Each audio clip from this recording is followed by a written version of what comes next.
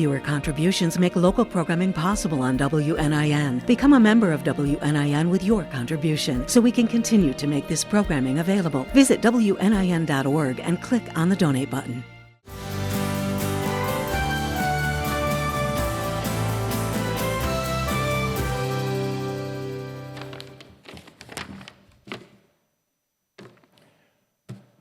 Stephen J. Bridges became the 5th president of the University of Southern Indiana on April 2nd of this year. A 2-time graduate of USI, Bridges is the first alumnus to serve as president of the institution.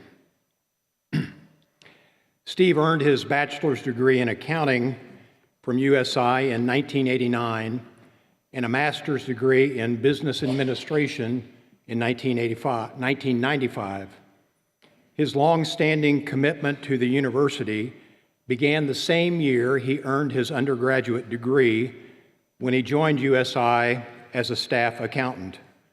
Over 36 years, he held increasingly senior leadership roles, including controller, business office director, and vice president for finance and administration. Throughout Steve's career at USI, he has demonstrated competence and expertise. He didn't just serve in those roles. This is a person who has developed expertise that benefited the university, and it's touched every area of life at the university.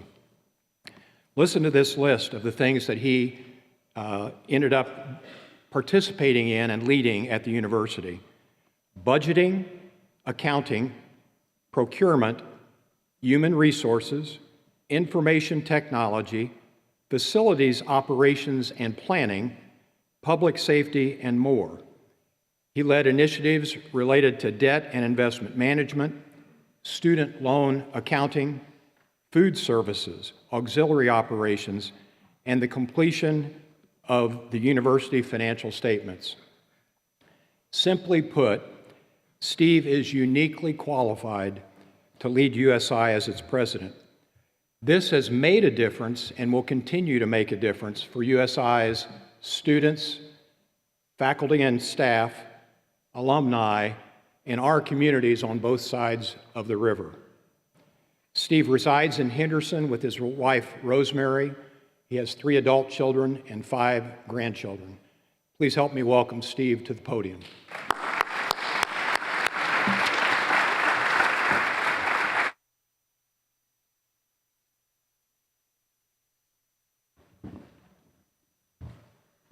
Well, I think it's good afternoon now, so good afternoon. I'm not going to be texting, but I might have a few things that on my phone that I might want to reference as we talk. So it's a pleasure to be here today. I can't imagine being anywhere else that would be any more special than combining the 2 things that are most of my life, which is Henderson and Evansville. As you heard from Dan, be a slight delay. There we go. Wanted to give you just a little bit of who you're talking to today. So you heard I'm a Henderson, Kentucky native, born and raised, never left Henderson, had a chance to a few times, but didn't want to because I couldn't think of a better place. A little bit about my family lineage. So I'm an only child, first generation college student. My parents absolutely wanted me to get a college education. They both had high school educations and clearly wanted that of me. My mom was one of 11 from El Dorado, Illinois. My dad was one of 9. So big families were not a problem for me. If you heard my son Corey, who's here today, sitting at the first table, he talked about I had 80 first cousins on my mom's side. So every family reunion was a speaking engagement, was his quote. And that is not so inaccurate. So I come from the Bridges. My dad lived in Cadiz, Kentucky when he was born. And he came to Henderson with another farmer who said, let's go to Henderson, talk to my grandfather. He was friends with Frank Street. Many of you know of Cardinal Farms and the famous peaches we have. That was Frank Street. So he spoke to my grandfather and said, hey, we should go up to Henderson and start farming. So that's what brought the Bridges from Cadiz to Henderson. My mother was in El Dorado, Illinois, moved to Evansville to work for, at the time, the telephone company with the plug-ins and all the things, and they met. And that's how it started. Pepper smiling with that AT&T impact. So yeah, I'm an only child, but I come from a big family. My educational path, I found out early my parents were serious. Didn't realize it at the time, but I went to kindergarten. And that was pretty rare in the early 70s. I went to Chapel Hill Methodist Church kindergarten and learned, probably good for an only child to get a little exposure to the classroom and more people, but they were serious. And after the completion of that, I walked across the street to Bengate Elementary School and spent my career there in elementary school. Went on to South Junior High in Henderson and graduated from Henderson County High in 1984. From there, I went to Henderson Community College for 2 years. And ironically, I had a scholarship from Dr. David Watkins. And I had graduated from there. I didn't graduate. I actually decided to leave a little early so I could get to USI, but obtained a major part of my undergraduate general education from there. And Dr. Watkins took care of my grandparents. And Scott Watkins, who was a year younger than me, took care of my mother in her most vulnerable moments before she passed. So I walked away with no debt from Henderson Community College and connected to a family that has been blended in my life forever. Then I went to USI, graduated with my bachelor's in accounting, and had an opportunity to work with our placement director who suggested I apply for a job. Turned one down waiting for one, and the rest became history in terms of where I'm at with USI. In terms of employment, so I've had 2 jobs in my career. I worked at Sherway North. I turned 16 on August 27th, and I started there in September. Did a lot in retail, enjoyed it. When we opened what was then the new store at Sherway Eastgate, they asked me to move and help open that store, which I did. So from 16 until 22, I worked at Sherway. Learned some lessons there that actually carried forward into my life. And I tell this story, and I'm going to tell it just for a second. I'll try to be quick.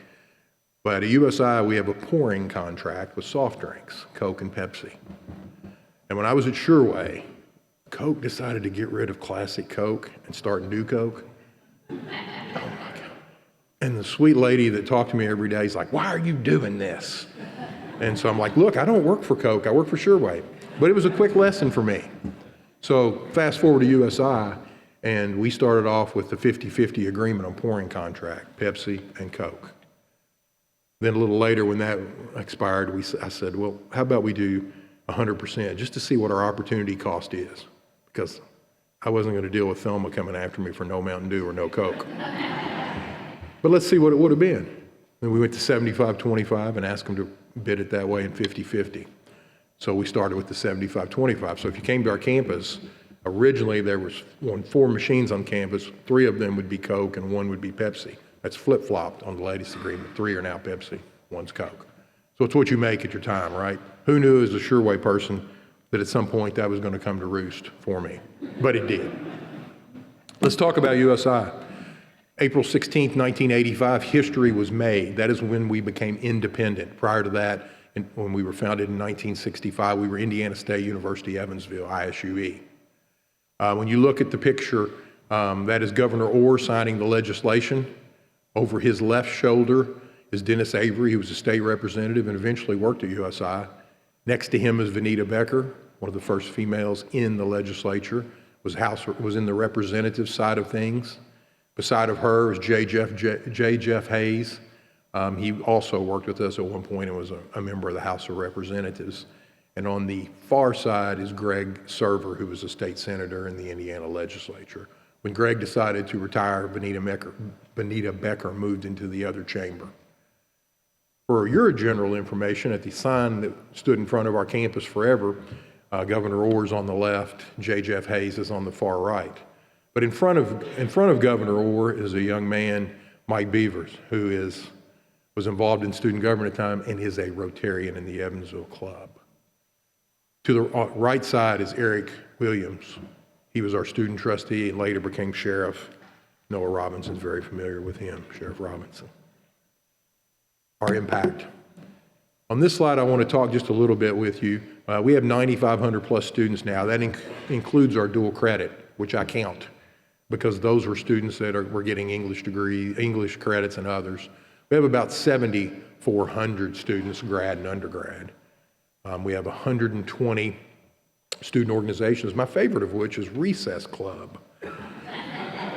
And Recess Club plays things like kickball, things I played at Ben Gate, floor hockey, some really classic things. I'm kind of glad to see them coming back in that retro way.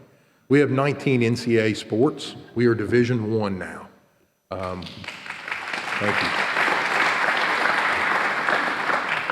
Part of the Ohio Valley Conference. It was supposed to be a 4-year process, and I was involved in it pretty much from day one, to be honest with you. But the NCAA's changed a bit. And we said, could we do it in less than 4? And they said, no. 3 years later, we were Division I because things have changed and they're adapting. So we were ready to compete for championships this fall, and I'm excited about that. We have 60 plus study abroad programs across the world. Our class size is about 20.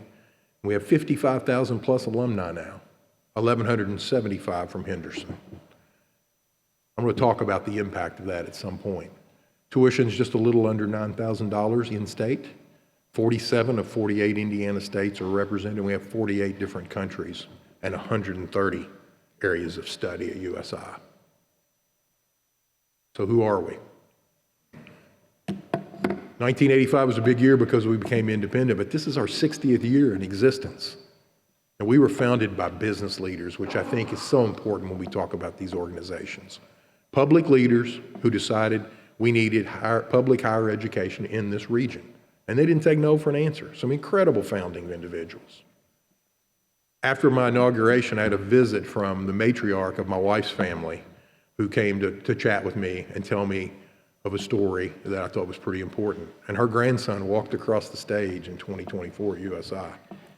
But she said, I worked for Joe Daniel, and I would listen to him bring business leader after business leader into the office and plead his case for why we needed public higher education in this community.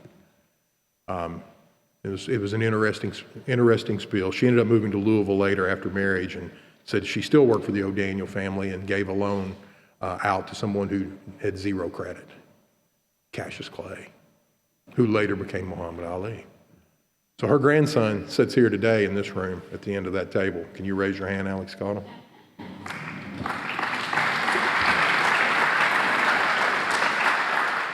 I talk about the fact that our reach is definitely broad, but our roots are deep.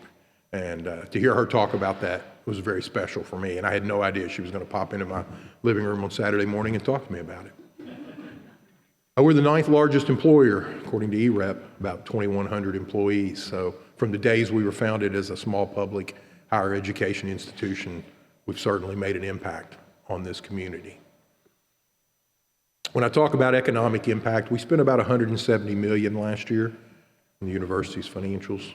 Of that, about 58% of it goes to salaries, wages, and benefits. The other biggest category, supplies and expenses. So multiply that from the people who are working here, spending money in our community. Evansville and Henderson, it's just like almost Newburgh and Evansville in terms of spending and connections. And so that money is flowing. And so the impact, I didn't do the multiplicative on that, but just know how large that is. When we talk about impact, 55,000 plus alumni. 70% of our alumni plus live and work in this region. I can't imagine what it would have looked like if Joe Daniel and his band of business leaders would not have wanted public higher education. It's phenomenal. We need the students to stay local and to improve this area. You all believe in that or you wouldn't be a part of this group. Just wanted to share student borrowing rates. There's a lot of information out on there. Only 58% of our students borrow at all.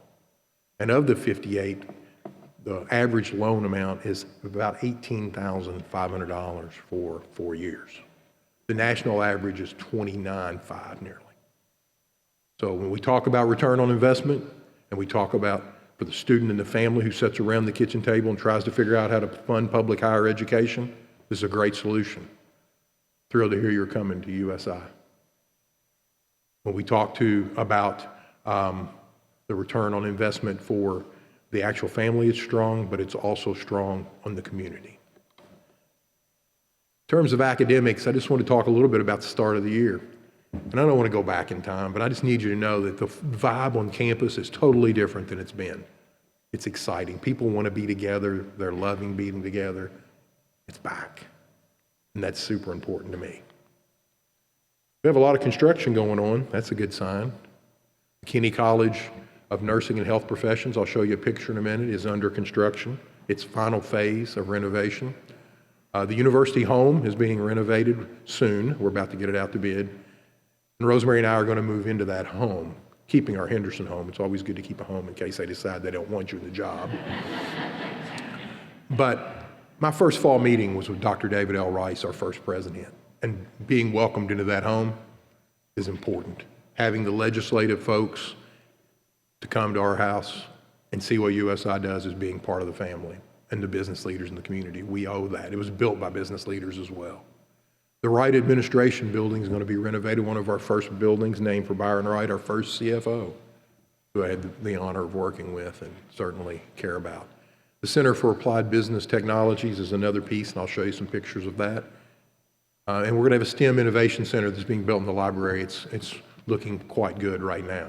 But the hope with that facility is we will spark interest among students. They'll come from all sorts of places. We have 45 students, I think, coming from Henderson for the Romaine College of Business Day. So hopefully we'll have many students who have STEM interests coming, getting hands-on practice with STEM opportunities. That's a big part of our region. We'll also have teachers who can come and maybe create that spark in them to create the spark in the students, because we're going to need that. We have a support services building we're doing as well, just moving. We have a great way of keeping temporary buildings and making them almost permanent. We're getting rid of one of them. This is going to be the Kinney College of Nursing and Health Professions. This is one of the first buildings when you come on campus from the roundabout. And I would tell you it's had a bit of an identity crisis. You don't know which the front door is. You don't know where the back door is. The folks that came in for the actual renovation said, we couldn't really find the front door either. So that confirmed for me that was correct. So you'll see to the right, that's going to be pretty obvious where the front door is. And when you come around the roundabout, it's going to make a statement right away, which is so important for people to see on campus, to see our top-of-the-line facilities. You didn't know our nurses have a 100% pass rate. And when my mom was her most vulnerable, I was thrilled when a USI student walked in because I knew they were getting the very best care. Our nursing and health professions is top of the line. Let's talk about the Center for Applied Business Technologies. We're going to expand the experience for all students early on. So I went through the undergraduate curriculum and core curriculum, and I'm more happy with that then than I was when I was so anxious to get into accounting. But we're going to start students in their core classes earlier. That's super important. I work with someone who is fantastic in my office. She went through education, and when she got into the classroom, she said, this one really isn't for me. We should have had her in the classroom as a sophomore so she could have made that decision before the investment. We're going to be doing that more and more, giving people that exposure early on, because we know very little. I probably made more decisions at a time where I had absolutely zero knowledge, right? I got married, we had children, built a house, took a job, and now I know a lot more. But all that happens early, so we need to help with that. But this is going to include experimental economics lab. It's going to include our biometrics discovery lab, where you can see things that are happening with our students. It's going to have our textual analytics, being able to go through data, and it's going to have cybersecurity. And it's going to be on the first floor of the Romaine College of Business, and I think it's fabulous. It's going to make a statement in the Romaine College. So our biometrics, again, it's eye tracking. We're going to have AI information for students. We shouldn't be scared of that. We were scared of the internet a long time ago. What would we do without it now? The behavioral analytics platform, how do people react to what they see? I mentioned the data with the textual analysis, and just real world applications. These are student projects that we led related to this. The Indiana Commission for Higher Education came to us and said, we have so much we want to share with prospective students, but we don't know that they're getting the right information. So with our goggles, we had students try that, and we were able to track where their eyes went, which allowed them to start putting the information that was most critical to those students in a place that they're looking. That was one example.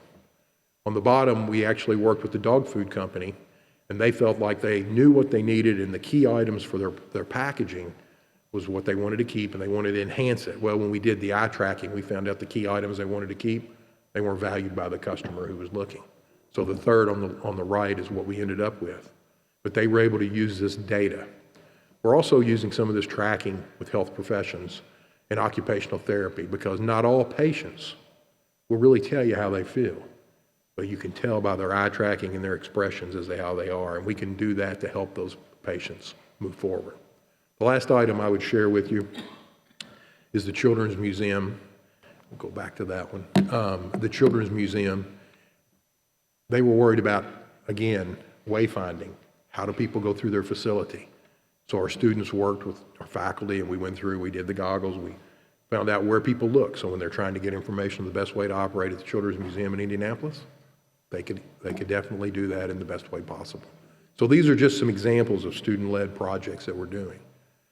About Historic New Harmony, I don't know if you know of our involvement with that. Dr. David L. Rice, our first president, was avid about New Harmony. Avant-garde in the cornfields. Out in the middle of Posey County, we have this lovely area. That's a labyrinth that we have there. How many of you visited New Harmony? Just show of hands. Good, you know what I'm talking about. So when you get there, you're going to find out about the Owens and their effort to have a utopia. It's a very calming place to go and just relax, whether you're at the Red Geranium, whether you're at the New Harmony Inn, whether you're at the Yellow Tavern. Be sure you bring cash or a check. They don't take cards. They have a nice ATM. It's a great place, and it's not far, and yet you feel like you've taken a long trip without having to fight through all that. So you're going to find from us our Athenaeum, which is our museum, talking about the history.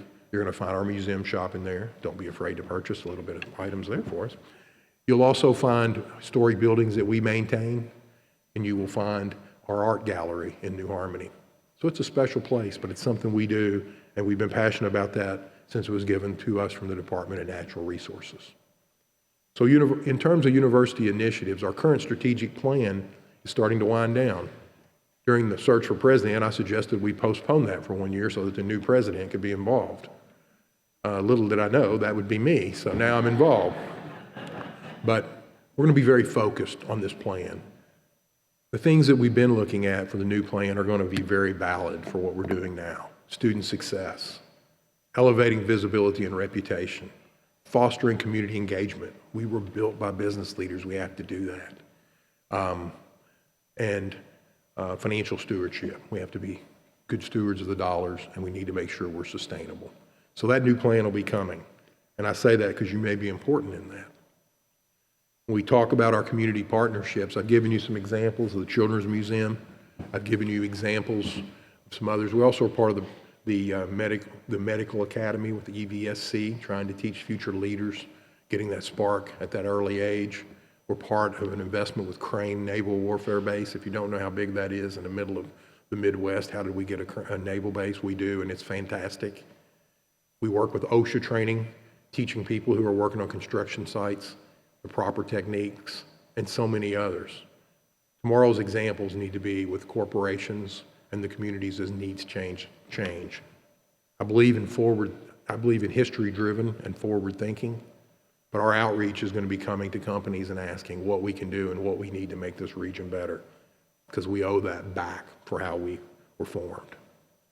Internships are going to be really important for students. It'll give them that chance to get out and about. Give them a shot to see if this is really what they want to do. It's going to be a resource as demographic changes occur. My internship was at Sureway, and it wasn't formal, but it certainly played a part of my life, and I know it'll play a part of so many others. So we're going to need to know what the needs of corporations are, and we're going to need to be the career pathway for you with 70% of our students staying in this area. That's top of the line, and we're going to want to be working with you. We're going to be present at things like this and all over this community, listening and hearing what you may need.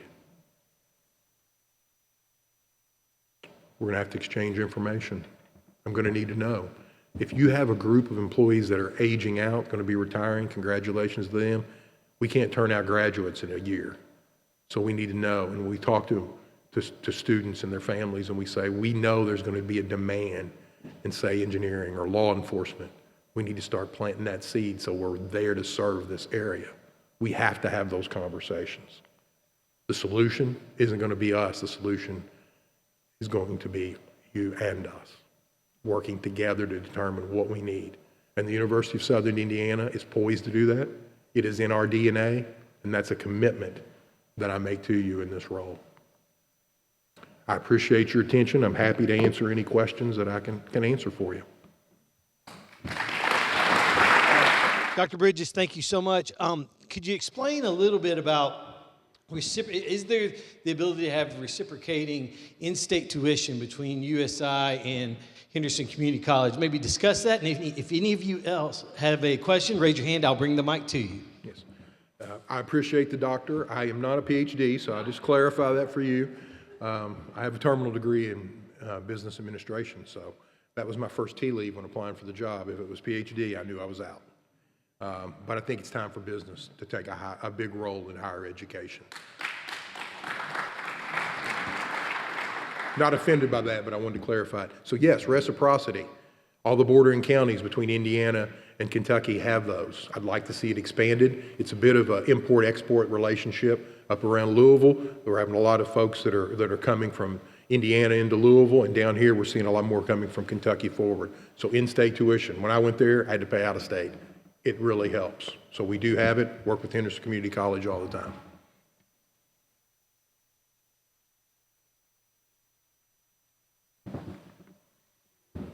This is a simple question, but I've never understood the cone or the teepee shape. What is the significance of that shaped building? Oh, that's such a good question. So I'll give you the example I used. Often when we had the folks who were coming for OSHA training, I would see them wandering around campus, right? Where is the university center? And I'm like, well, it's the building here over. And so when we sat down to renovate the university center, we discussed we needed something that would be a directional element for people on campus. A lot of places have clock towers. We didn't want those. So in the end, we ended up with the cone. So now I say, see the cone, take a right, go in those doors, go upstairs. It becomes a directional element to our campus, and that is the real truth. It's made of Indiana native elements from Bedford stone on, and it's a pretty cool building. But the real reason is we needed a directional piece that made a statement, and I was on the committee for that one, so I can answer that question.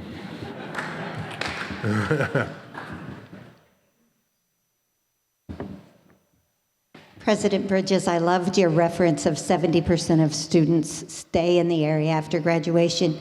And I'm always impressed when I travel around to Southeast Indiana. There's a lot of University of Southern Indiana graduates over in Southeast Indiana as well.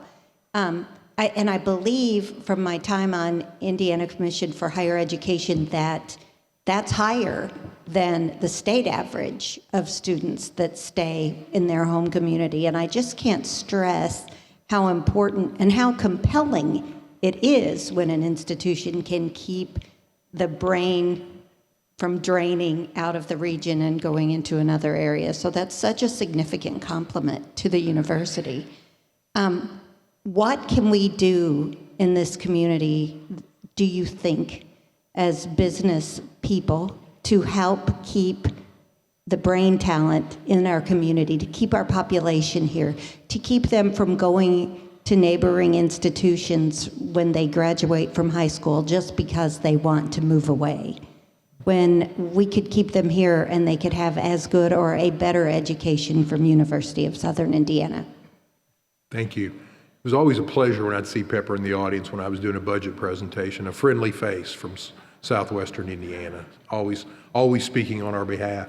I think where it starts are some of the things I've discussed with partnerships, getting started with EVSC and some others. I've been visiting all the superintendents in the area. I go to Jasper later this week to try to talk to them about what they see, what they need, and what we can do for them. I ask them about our teachers, how prepared they are, and what we might need to do.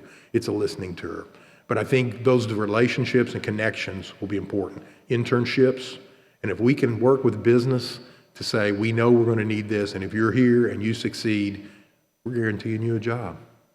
Then I think those will be the things that will happen. That's going to be exciting. But you know, the thing I keep hearing over and over is we do stuff in this area no one else does. We come together and make things better. And it started with us and before, but look at what we can accomplish with EREP and all the things we're doing. So I think it starts there with the internships, the partnerships, the ability for students to know there is a pathway here, and then we can keep them if we can get them to the University of Southern Indiana. President Bridges, thank you so much. I have never met you, but I'm so impressed with you, and I think that the university is so blessed to have somebody who is as compassionate and has the history, has the the vision, has the connections. So far your presentation, I mean, to bring it from Joe Daniel all the way to all the things that are going on in Southern Indiana, and I'm so curious as to did you anticipate ever being the president? I know you made the comment of like the strategic plan. Like, was that on your radar? Because you truly have earned it, and I think the university is going to really benefit. I'm very excited for you and the university. So, just curious how you threw your name in or your hat in the ring. Yeah. So first off, it all comes from here. So thank you. That's what you're going to hear. I wouldn't have applied if I wouldn't have thought that I could be a good fit for this. But I'll take you back to Dr. Linda Bennett, who hired me in the CFO role. And Dr. Bennett said, Steve, I think you should go to this Harvard summer class on becoming a president. I said, Dr. Bennett, thank you, but I don't want to be a president. I said, and if someone wanted me to be a president, then I might not want to be there, But times changed. So then when the interim position came open, President Rashawn had told me he was applying, and I actually was a reference and helped him through some stuff. Not because I wanted to get rid of him, but because I knew that he was going to do a good job and that he would probably be the candidate. And so he came in one day and he just said, I've got an idea if I get this job, what we should do. And I said, well, I do too. Because suddenly I went from the youngest administrator on campus when I was hired in 1989 to the senior member of the executive team, and a change in hair and all. And so he came in one day and said, I got the job, Steve. And I said, I thought you would. And he said, I think you should be interim. And I said, well, that just happens to be my plan. And so that was the conversation we had. Now, the board had to approve that, and it wasn't a done deal, and they did do that. And I started off with, I want to prepare this for the 5th president of the university, put us in a good spot. We can't lose momentum. We have to keep going, and I can keep that happening. About 2 months into it, I started to realize maybe I could be that solution. And I will give credit to our public relations group. They said, don't go out telling people you're not interested in this job. And so I said, okay, I'll quit saying that I want to prepare this for the 5th president, which I did, actually. It just happened to be me. So that's the real story. That's the truth behind it. And that's where we are today. But thank you for that. All right, our next question comes from one of our student ambassadors, Sonny. Sonny Shelton. I do plan on going to the University of Southern Indiana, also wanting to do Master's of Business Administration. As the president, do you have any part in the application process? And,